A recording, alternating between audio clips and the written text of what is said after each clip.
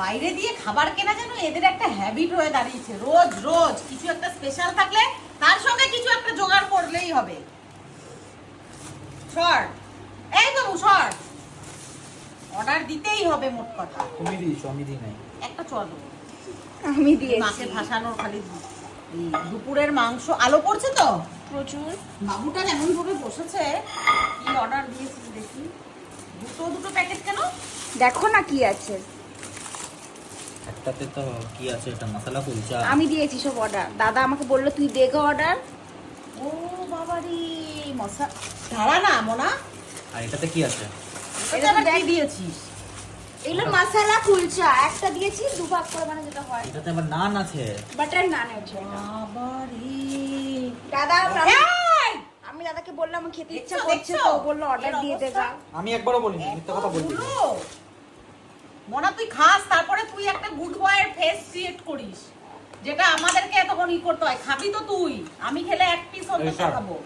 আর এখানে দেখো কি সুন্দর চিকেন। ও আচ্ছা আচ্ছা, বুঝতে পেরেছি। এই দেখো চিকেন এরকম সুন্দর একদম। কি বুঝতে একদম পারছো? টলটলে ঝোল ঝোল।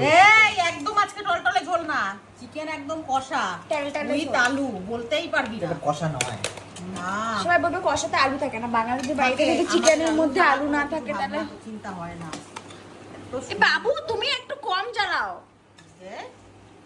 ও এতটা করে চিকেন, আমি একটু কিছু কম্বিনেশনটা ট্রাই করাই হয়নি। এই যে মশালা কুলচা, মশালা কুলচার ভেতরটা জাস্ট দেখো, এরকম মশলা খুব সুন্দর লাগে এটা খেতে। এই জন্য জানে যে মা না খাবো।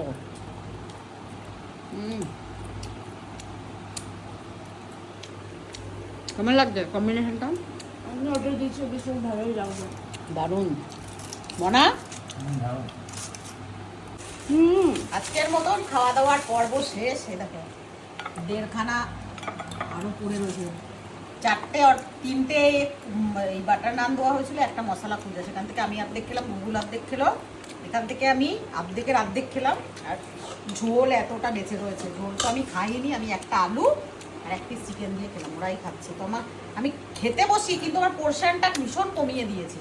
ঠিক আছে, যে অনেক অনেক যেমন আগে খেতাম এরকম ঢেকর তোলা পর্যন্ত, এখন সেটা না, এখন অল্প খেলাম, ভালো খেলাম। এই গ্রেভিটা রেখে দিলাম, এটা সকালবেলায় যে খাবে তার ব্রেকফাস্ট হয়ে যাবে। চলো গুড নাইট, টাটা।